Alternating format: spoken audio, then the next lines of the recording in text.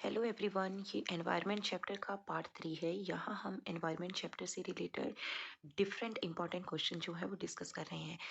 देखिए, पहला क्वेश्चन यहाँ पे क्या दिया है। ये फर्स्ट क्वेश्चन है, why are crop field known as artificial ecosystem. Ecosystem क्या होता है उसकी डेफिनेशन मैं पहले ही आपके साथ प्रीवियस वीडियो में डिस्कस कर चुकी हूँ। तो यहाँ पे ये जो क्रॉप फील्ड है उनको आर्टिफिशियल इकोसिस्टम क्यों बोला जाता है वो पूछा हुआ है। तो देखिए आंसर क्या होगा। Crop field are man made and some biotic and abiotic components are manipulated by humans, therefore they are known as artificial ecosystem. ऐसा इकोसिस्टम जहाँ पे ह्यूमन की इंटरफेरेंस होगी और ह्यूमन ने उसको खुद बनाया होगा तो उसको हम क्या बोलेंगे, that is the artificial ecosystem. इस तरीके से क्रॉप फील्ड भी एक आर्टिफिशियल इकोसिस्टम है। यहाँ पे क्रॉप फील्ड की जगह अगर गार्डन दिया हो या एक्वेरियम दिया हो तो भी आप यही आंसर लिखोगे। इंपॉर्टेंट क्वेश्चन है, आने के चांसेस हैं। नेक्स्ट क्वेश्चन है, suggest one B for each of the following statement और definitions. First is given here the physical and biological world where we live in. इसका आंसर है environment लिख सकते हो या biosphere लिख सकते हो। Second one is each level of food chain where transfer of energy take place. This is called trophic level. The physical factors like temperature, rainfall, wind and soil of an ecosystem. Abiotic factors. Organism which depends upon the producers either directly or indirectly for food, consumer or heterotrophs. Now the next question is, in a lake contaminated with pesticides, which one of the following organism living in the lake will contain the maximum amount of pesticides? तो यहाँ पे कुछ organism दिए हुए हैं। पहले अगर इस तरीके का कोई क्वेश्चन आता है तो आपको पहले उसकी फूड चेन बनानी पड़ेगी। उसके बाद आपने पेस्टिसाइड का अमाउंट देखना है कि कहाँ पे पेस्टिसाइड का अमाउंट जो है वो ज़्यादा होगा। तो ये जो क्वेश्चन है ये बायोलॉजिकल मैग्निफिकेशन के बेसिस पे है। तो पहले देख लेते हैं कि किस तरीके से ये फूड चेन बनेगी। फाइटोप्लैंक्टन जो है उनको जू प्लैंक्टन खाते हैं। जू प्लैंक्टन को स्मॉल फिशेस खा रही हैं और स्मॉल फिशेस को बिग फिश खाती हैं। तो अमाउंट जो होगा पेस्टिसाइड का सबसे ज़्यादा कहाँ पे होगा। तो आप सभी को पता है कि जब आप lower trophic level to higher trophic level जाते हैं तो हायर ट्रॉफिक लेवल में मैक्सिमम अमाउंट रहेगा पेस्टिसाइड का। तो therefore big fishes will have the maximum amount of pesticide. तो ये बिग फिशेज जो है ये हाई ट्रॉफिक लेवल में आ रही हैं तो यहाँ पे जो है ज़्यादा केमिकल का अमाउंट मिलेगा। Next question is, why does a food chain consist of only 3 to 4 step. This question is also very important question. यहाँ पे पूछा कि एक फूड चेन है उसमें 3 और 4 स्टेप से ज़्यादा स्टेप क्यों नहीं होते हैं। फॉर एग्जाम्पल यहीं पे देख लो, ये जो फूड चेन है इसमें 1 2 3 4 स्टेप्स हैं। ऊपर एक और एग्जाम्पल दिया हुआ है, प्लांट्स को रेड खा रहे हैं, रेड को स्नेक खा रहे हैं, स्नेक को हॉक। तो यहाँ पे भी मैक्सिमम 4 लेवल मिलेंगे आपको। तो एक फूड चेन में 3 to 4 स्टेप्स ही होंगे, उससे ज़्यादा स्टेप्स क्यों नहीं होते हैं।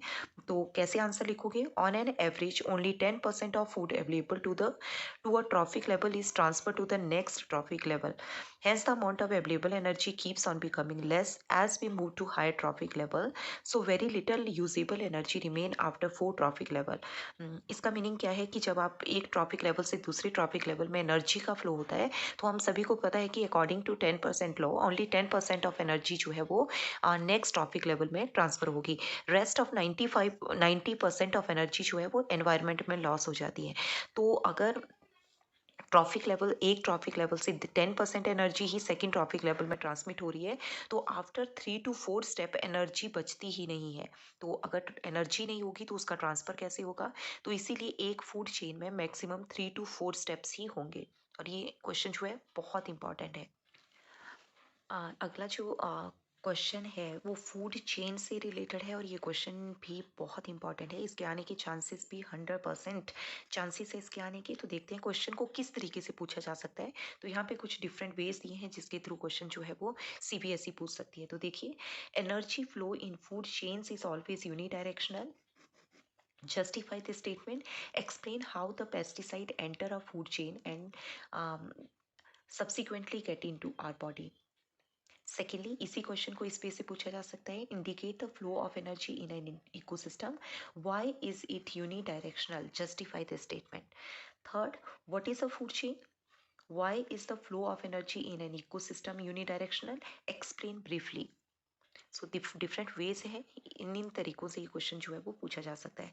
तो देखिए आंसर कैसा है, कैसे लिख सकते हो आप। In a food chain, the energy moves progressively through the various trophic level and is no longer available to the organism of the previous trophic level. इसका मतलब ये है कि अगर एक बार ग्रास को जो है वो डियर ने खा लिया, तो डियर की बॉडी में जो एनर्जी का ट्रांसफर हुआ है, वो ट्रांसफर फिर से जो है प्रोड्यूसर के पास वो एनर्जी कभी भी वापस नहीं होगी, वापस नहीं आएगी. The energy captured by the autotrophs does not revert back to the solar input. अगर सोलर एनर्जी का यूज़ करके प्लांट ने जो है अपना खाना खुद बना लिया है, तो अब ऐसा नहीं है कि वो एनर्जी फिर से सन के पास चली जाएगी. Thus energy flow in a food chain are said to be unidirectional. Second part जो था वो पेस्टिसाइड से रिलेटेड दिया इस क्वेश्चन में. How the pesticide enter a food chain and subsequently get into our body. Pesticide used for crop protection when washed away go down into the soil. These pesticides are absorbed by the plants which are the producers. On consumption of these plants, the pesticide enter our food chain and being non-biodegradable, these chemicals get accumulated progressively and enter our body. तो हम सभी को पता है कि pesticide का use हम क्यों करेंगे क्रॉप फील्ड में. पेस्टिसाइड का यूज़ हम पेस्ट कंट्रोल में करेंगे. अगर हमारे फील्ड में पेस्ट का अटैक हुआ तो हम पेस्टिसाइड इन केमिकल को स्प्रे कर देते हैं. बट ये वाटर के साथ क्या होते हैं, ये सॉइल के अंदर चले जाते हैं. प्लांट इनको रूट्स के थ्रू जो है एब्जॉर्ब कर लेगा. और हम सभी को पता है कि ये जो केमिकल हैं ये नॉन बायोडिग्रेडेबल हैं, तो बॉडी में इनका एज इट इज़ रह जाएंगे ये. और ये केमिकल्स जो है कॉमुलेट होते रहते हैं. जब उस क्रॉप को ह्यूमन बीइंग खाएगा या बाकी एनिमल्स खाएंगे तो वो उनकी बॉडी में चले जाएंगे और वहाँ पे एकॉमुलेट हो जाएंगे. Our next question is the number of malarial patients in a village increased tremendously when large number of frogs were exported from the village. What could be the cause for this? ये थोड़ा घुमा के question पूछा हुआ है, but इस question में भी फूड चेन से रिलेटेड है ये क्वेश्चन. सो देखिए, the food chain in the given situation will be, पहले आपको फूड चेन लिखनी पड़ेगी. फाइटोप्लैंक्टन, फाइटोप्लैंक्टन जो है उनको जू प्लैंक्टन खाते हैं. और जू प्लैंक्टन को कौन खा रहा है, मस्कीटो का लार्वा. और मस्कीटो लार्वा को कौन खा रहा है, फ्रॉग खा रहा है. In the absence of frog, देखो फ्रॉग जो है अगर इस फूड चेन से हमने रिमूव कर दिया, more mosquito larvae survive giving rise to the large number of mosquitoes. अगर फ्रॉग नहीं होंगे तो मस्कीटोज की लार्वा का नंबर बढ़ जाएगा और अल्टीमेटली वो उसकी वजह से मस्कीटो का नंबर बढ़ेगा क्योंकि लार्वा ही एडल्ट बनाएगा. The large number of mosquito cost increasing incidences of malaria. तो जब मस्कीटो का नंबर ज़्यादा होगा तो मलेरिया के केसेस जो भी है उस एरिया में बढ़ जाएंगे. क्योंकि जो मस्कीटो होता है वही एक वेक्टर है जो मलेरिया को स्प्रेड करने में हेल्प करता है. तो इसके साथ में यहाँ पे जो फूड चेन दी है, अगर आपसे एक्वाटिक फूड चेन एक कोई पूछी हो तो आप ये वाली लिख सकते हो. फाइटोप्लैंक्टन को जू प्लैंक्टन खा रहे हैं, जू प्लैंक्टन को मस्कीटो के लार्वा खा रहे हैं और फिर उसको फ्रॉग खा रहा है. Next question from food chain is define a food chain. Design a terrestrial food chain of four trophic levels. If a pollutant enter at a producer level, the organism of which trophic level will have a maximum concentration of the pollutant in their bodies. What is this phenomena called? ये फिर से biological magnification के basis पे question है.